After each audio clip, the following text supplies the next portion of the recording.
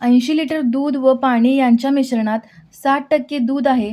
त्यामध्ये किती जास्तीचे दूध टाकले म्हणजे दुधाचे प्रमाण 90% होईल? लिटर दूध व पाणी यांच्या मिश्रणात 60% दूध आहे.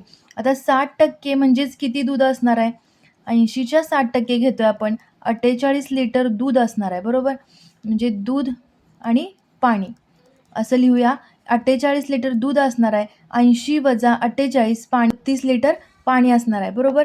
त्यामध्ये किती जास्तीचे दूध टाकले म्हणजे दुधाचे प्रमाण 90% होईल. इथे आपण उलट विचार करायचा आहे. दुधाचे प्रमाण 90% होईल म्हणजे पाण्याचं प्रमाण किती पाहिजे त्यांना?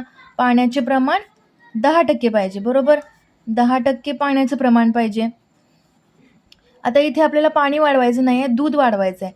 म्हणून पाणी किती? 10% म्हणजे 32, तर 90% म्हणजे किती? म्हणजे दूध किती येईल ते निघेल.